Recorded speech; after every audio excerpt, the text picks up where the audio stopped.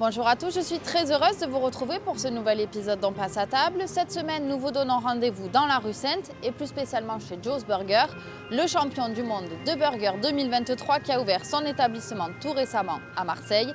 Et on va découvrir sa recette spéciale enfant. Allez, on y va!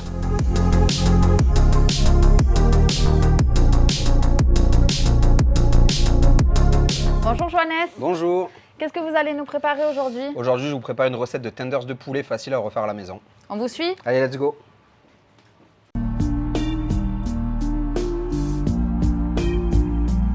Donc pour commencer, on va prendre un petit contenant dans lequel on va venir écraser à la main les cornflakes, tout simplement. D'accord. Donc voilà, on prend à la main, on écrase tout simplement. Grossièrement, l'idée c'est qu'il reste quand même un peu de texture et de volume, donc voilà. Hop.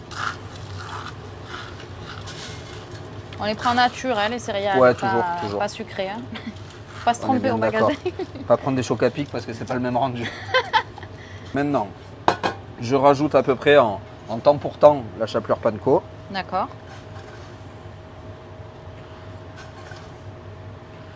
Et là, je mélange les deux, encore une fois à la main, on se prend pas la tête. Hop.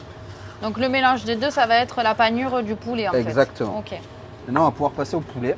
Donc pour le poulet, on va tout simplement le couper en petites lamelles, on va dire à peu près. Alors moi, j'aime bien de faire des lamelles de 40-50 grammes. Donc D'accord. après, moi, je les fais à l'œil. Sinon, vous pouvez peser une première fois à la maison. Mais en gros, on fait des petites lamelles de 40-50 grammes. Donc on enlève, bien sûr, hop, les parties un peu moins jolies. Hop. Et après, en gros, on va pouvoir venir prendre le poulet qu'on va couper en deux au milieu comme ça. D'accord. Et après, comme ça, en diagonale, Un peu en biais. Ok. on va venir faire nos petits tenders. Donc, On prend des filets. on prend des filets, ouais, c'est Ouais. top. On peut le faire avec C'est des le hautes mieux. cuisses, ça marche super bien, ça amène du gras, ça amène d'un côté croustillant avec la peau si on la laisse. Ouais. Mais c'est bien avec des filets, ça marche bien. Pour les enfants, c'est mieux Mm. parce qu'il y a moins de goût que sur la cuisse. Des fois, ça a Ouais. plus de goût, forcément, c'est plus goûteux, il y a plus de gras. C'est meilleur aussi en général, mais c'est moins passe-partout. Du coup, maintenant, juste on va faire un peu mariner notre poulet. Donc, on le met dans une assiette, on met un peu de poivre. Il y a plein de recettes pour faire des tenders, hein. Il n'y en a pas qu'une, là c'est la mienne, c'est celle que j'aime bien faire, un peu originale. Donc sel, poivre, je rajoute quelques épices cajun.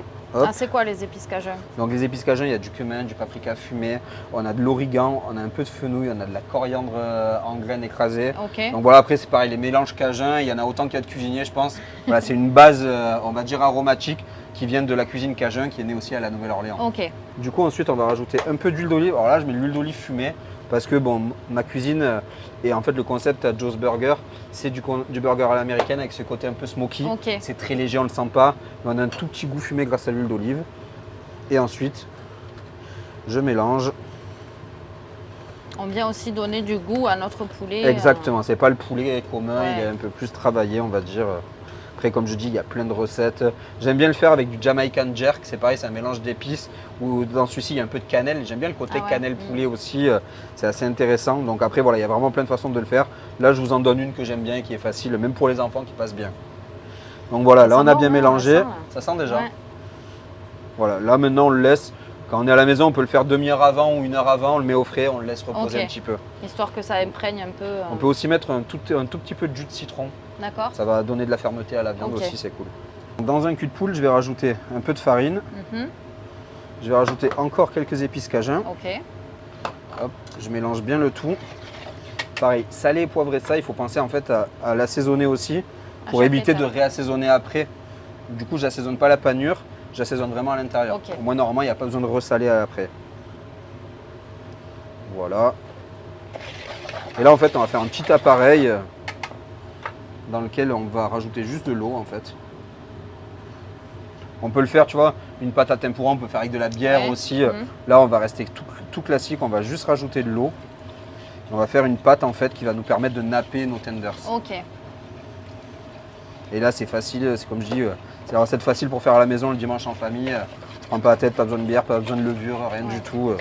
Et c'est un peu plus léger que la classique œuf et farine et Ouais, panure. ouais. Il y a besoin de moins d'ingrédients, on a tous chez nous un peu de farine et de l'eau quoi. Donc au moins c'est assez facile à faire. On n'a pas les épices cajun, on peut les faire nature aussi. Enfin voilà, c'est Ou pas. ce qu'on a dans le placard. Exactement. Et voilà, donc en gros là, une fois qu'on a obtenu une texture, on est un peu sur une texture pâte à beignet, c'est plus épais que la crêpe un peu. Donc une fois qu'on a cette texture, on est bon. On passe à la dernière étape, avant la cuisson. Du coup, on va venir prendre les poulets. Une petite astuce, jamais utiliser les deux mains. D'accord. Tu vas comprendre pourquoi. Donc on nappe notre poulet d'une main. Hop.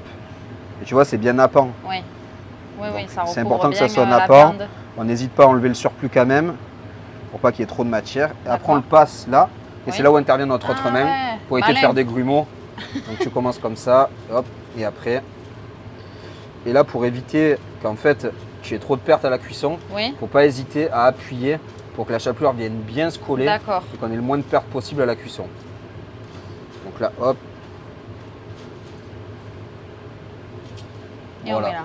Et le fait d'utiliser la chapelure et les cornflakes, ça donne un croquant qui est différent de la chapelure classique. Ça donne une texture différente. La panko, elle est vachement plus aérienne, on va dire. Et vraiment, ça va donner un côté plus crispy qu'avec la chapelure normale. Normal, ok. Du coup, maintenant, on passe en cuisson. Donc là, à la maison, comme je vous disais, vous n'avez pas de thermomètre. Mais en gros, on fait chauffer au début assez vif. Et après, on le met à feu moyen. Et là, hop. On y va. Donc là, on est parti pour 3-4 minutes. Hop, on les remonte. On n'hésite pas à les laisser un peu pour qu'elles perdent un peu le gras. Et après, ce que vous pouvez faire, c'est mettre du papier absorbant directement dans une assiette pour enlever le surplus d'huile aussi. Ça s'entend, hein? Ça Ouais, tu l'entends en plus. Tu le sens au toucher et tu l'as à l'ouïe aussi. Et voilà. En combien? 15 minutes chrono. Ouais, 15 minutes. Le plat du dimanche soir, devant la télé. C'est facile, ça va vite et en plus c'est bon et c'est facile. Bon appétit. Merci beaucoup.